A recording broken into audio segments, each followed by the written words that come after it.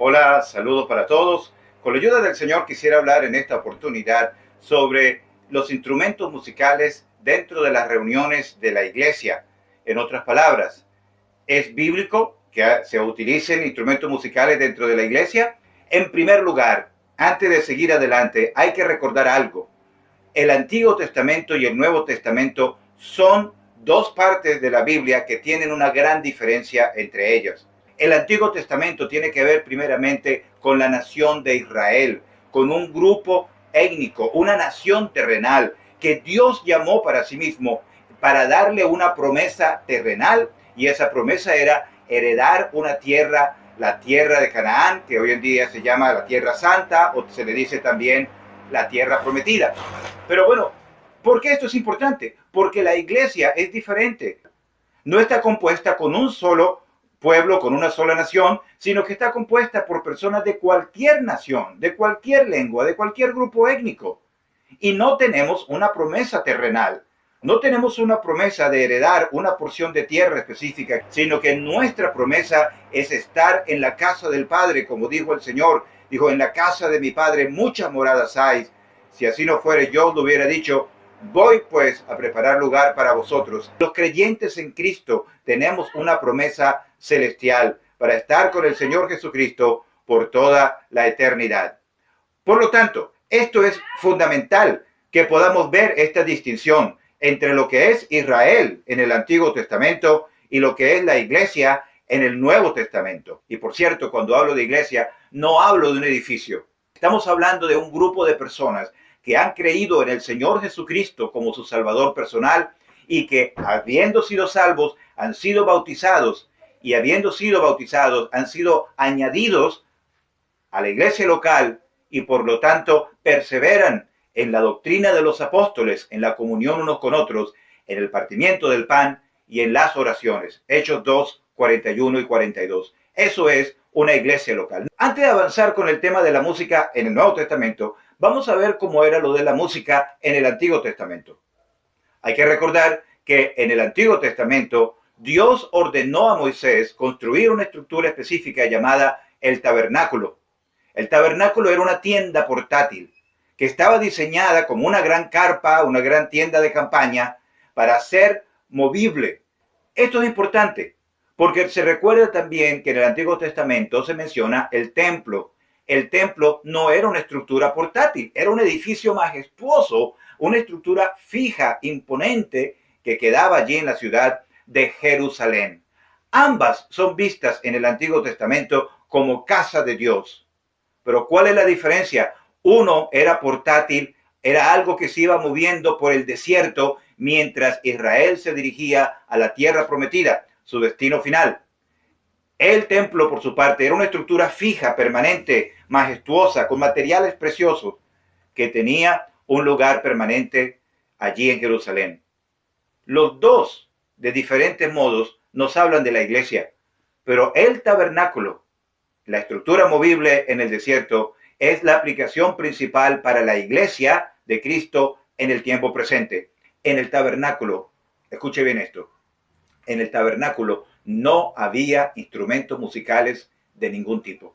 En el capítulo 25, donde comienza el relato del tabernáculo, el último versículo dice, el versículo 40, mira y hazlo conforme al modelo que te ha sido mostrado en el monte. En otras palabras, no le añadas, no le quites. Hazlo conforme al modelo.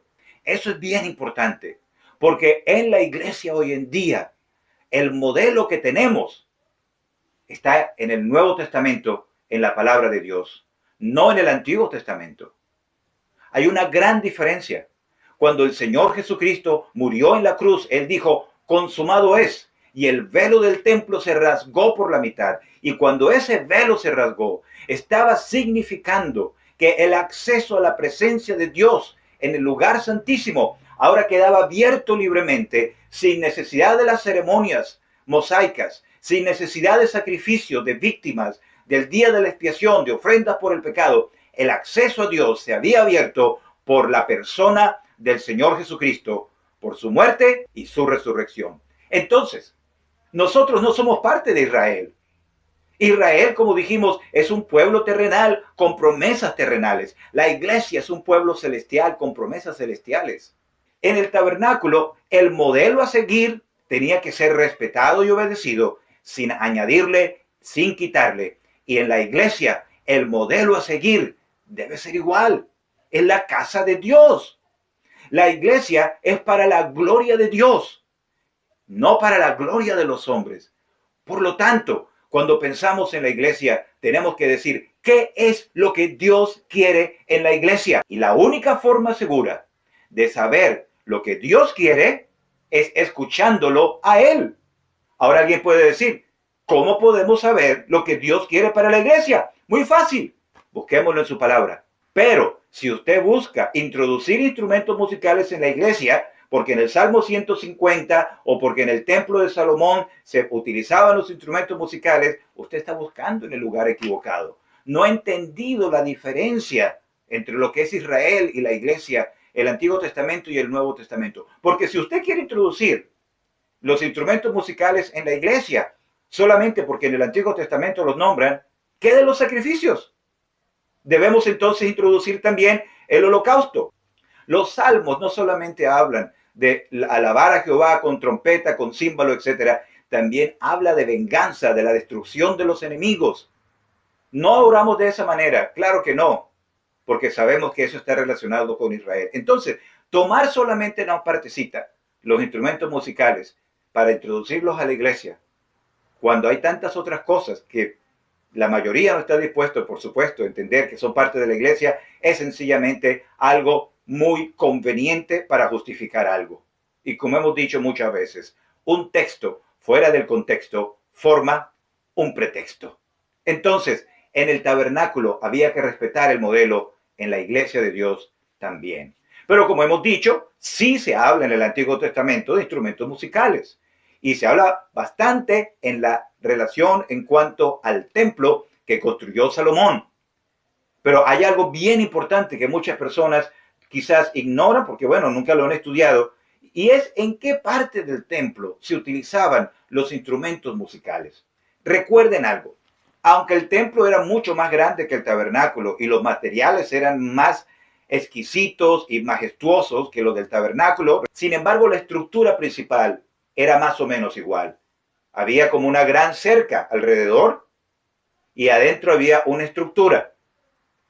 El espacio entre la estructura principal y la cerca o la valla alrededor se llamaba el atrio.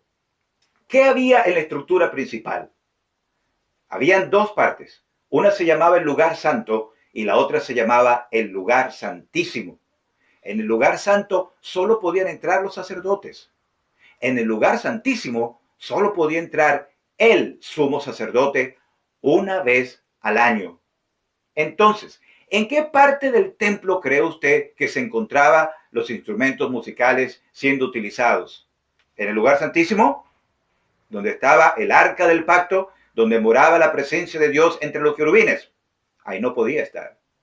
En el lugar santo, donde estaba la mesa de los panes de la proposición y otras cosas, allí tampoco podía estar los instrumentos musicales. Estaban en el atrio. Y recuerde una cosa, la estructura principal, ya sea el edificio del templo o la carpa del tabernáculo, es lo que estrictamente se llama el santuario, la casa de Dios. Lo demás era el terreno, el atrio que estaba alrededor, pero estrictamente hablando, la casa de Dios era esa estructura principal. Por lo tanto, en la casa de Dios, el templo en sí, no había instrumentos musicales. ¿Cómo probamos eso por la Biblia? Vamos a leer Segunda de Crónicas, en el capítulo 5. Vamos a ver el versículo 11 por un momento. Dice Segunda de Crónicas, capítulo 5, versículo 11. Y cuando los sacerdotes salieron del santuario. Esta expresión es bien importante, porque los sacerdotes estaban en el santuario, introduciendo todos el mobiliario, ordenando, etcétera. Y después, cuando ellos salieron del tabernáculo, dice acá en el versículo 12, los levitas cantores, todos los de Asaf, los de Gemán y Jedutún, Y dice, vestidos de lino fino, estaban con címbalos, salterios y arpas al oriente del altar. Y dice, y con ellos 120 sacerdotes que tocaban las trompetas. Noten una cosa bien importante acá. Los sacerdotes metieron los muebles y introdujeron todo el mobiliario en el lugar santo. Cuando ellos salieron del lugar santo, ¿a dónde? Al atrio.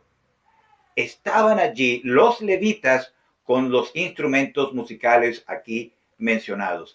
Y ellos estaban allá porque había el resto del pueblo, estaba en el atrio, no podían entrar.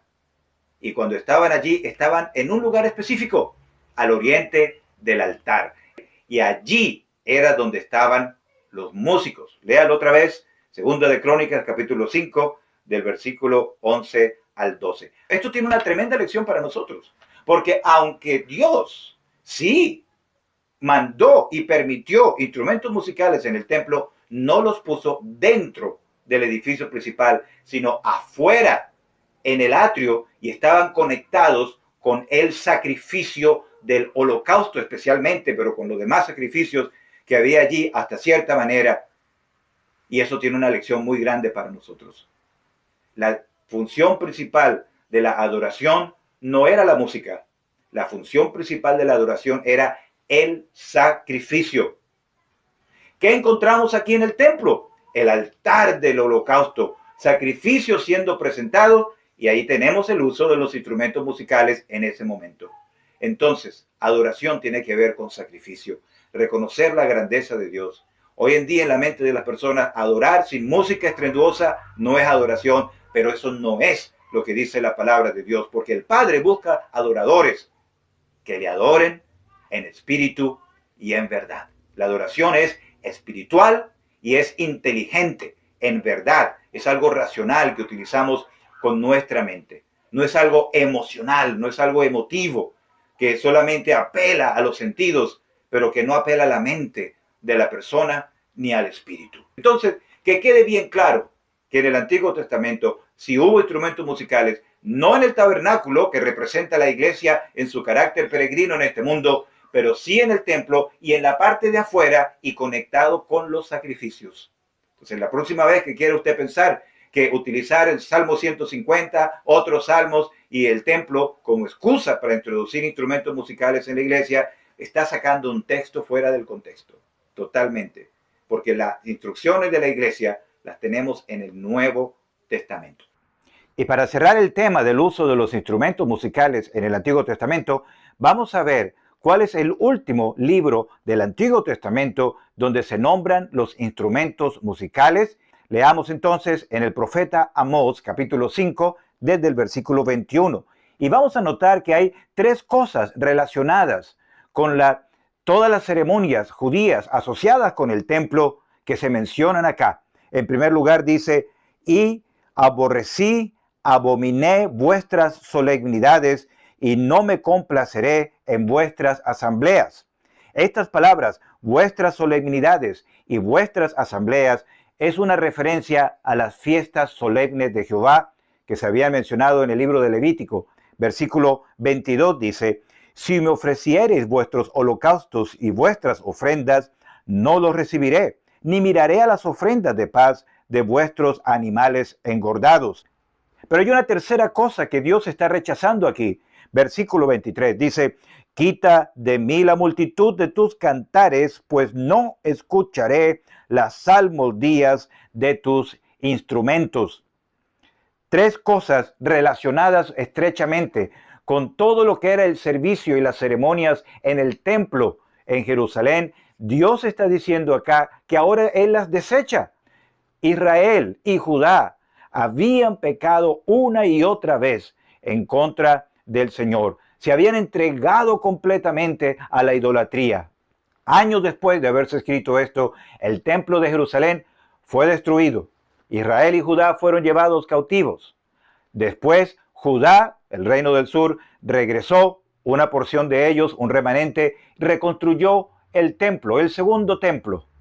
Ese templo fue extendido por Herodes y ese es el templo que conocemos en el Nuevo Testamento que el Señor Jesucristo visitó.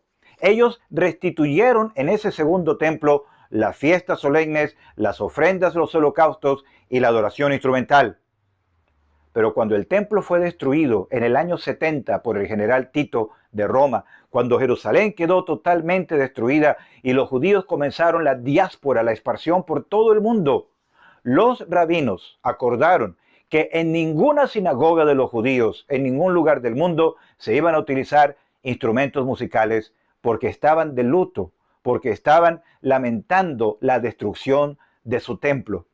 Eso fue así, y eso lo pueden buscar ustedes en las fuentes históricas, hasta el siglo XIX en Alemania, cuando un grupo de judíos, queriendo parecerse más al mundo y conformarse más a los estándares del mundo y rechazando lo que sus antecesores habían dicho y lo que habían ellos practicado por muchos siglos, introdujeron instrumentos musicales dentro de las sinagogas. Vamos a pasar específicamente al uso de los instrumentos musicales dentro de la iglesia en el Nuevo Testamento. Y lo primero que tenemos que notar, por supuesto, es que no hay nada, no se menciona, no se especifica en ninguna parte del Nuevo Testamento el uso de instrumentos musicales.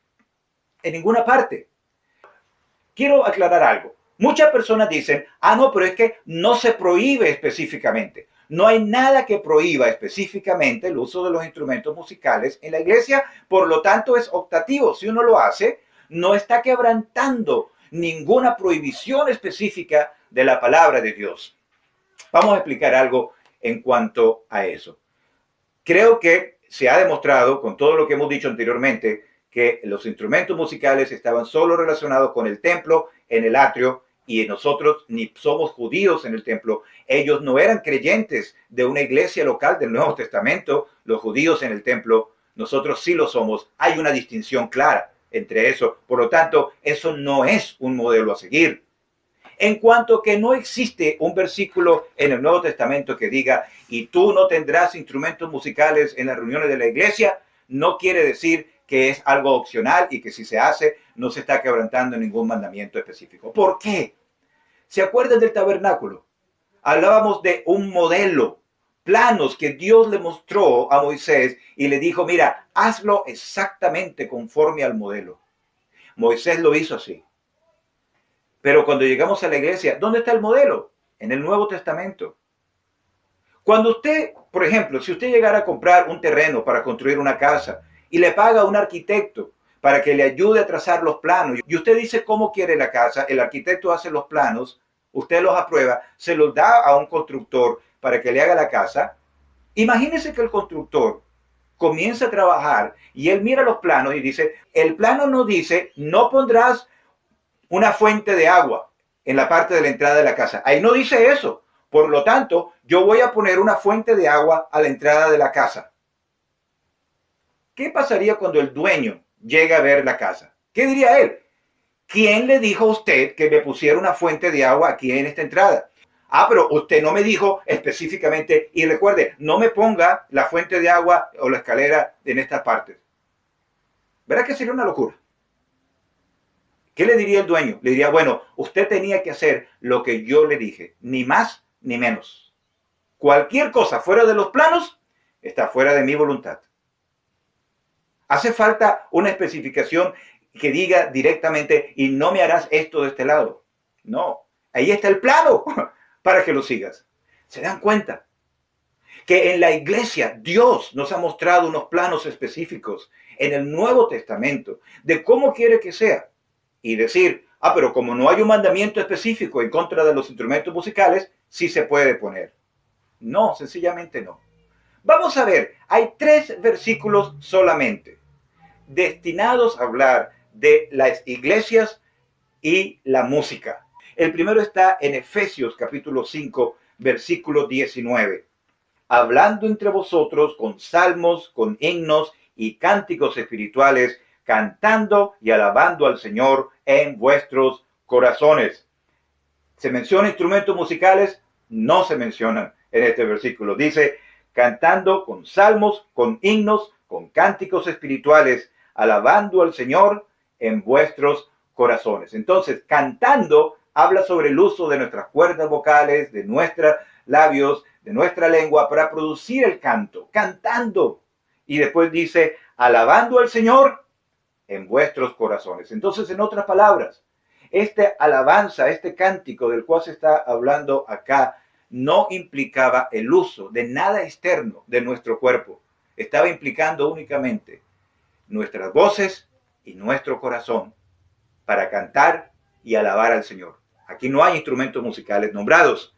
Colosenses capítulo 3, versículo 16. La palabra de Cristo mora en abundancia en vosotros, enseñándoos y exhortándoos unos a otros en toda sabiduría, cantando con gracia en vuestros corazones al Señor, con salmos e himnos y cánticos espirituales. La segunda parte dice, cantando con gracia en vuestros corazones al Señor, con salmos, himnos y cánticos espirituales. Se repite otra vez lo mismo, cantando, utilizando nuestras voces, pero con el corazón, algo que hacemos desde el corazón, y no se mencionan tampoco instrumentos musicales.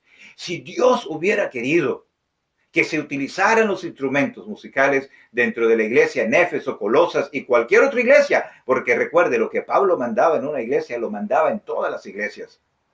Él hubiera dicho directamente.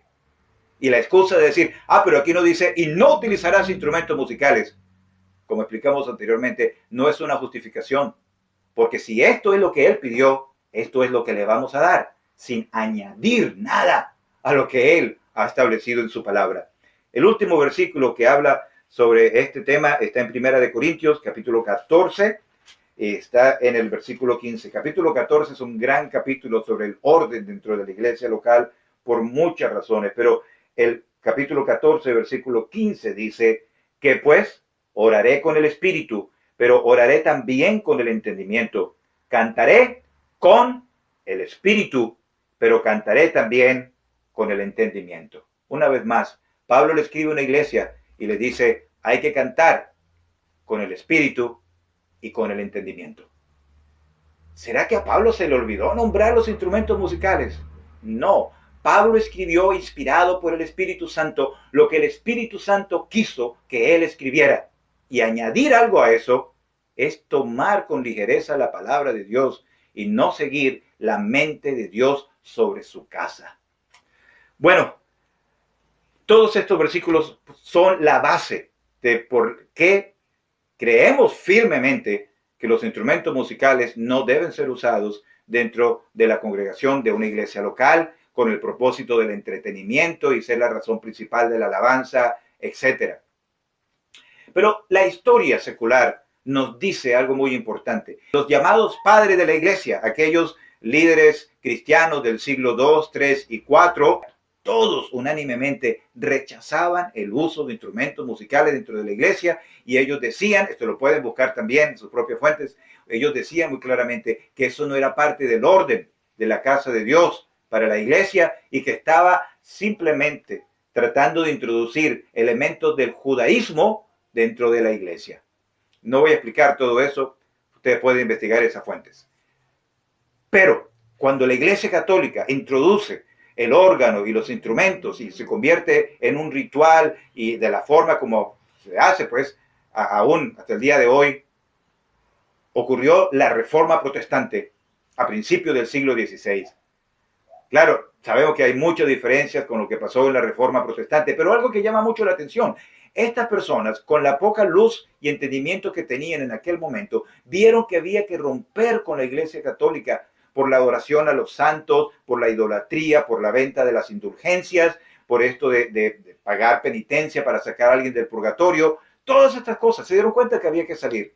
Y una de las cosas que ellos fueron muy celosos es no utilizar instrumentos musicales. Busquen a Calvino, busquen a otros líderes de la iglesia que siguieron después de él, como Juan Wesley, el fundador de los metodistas.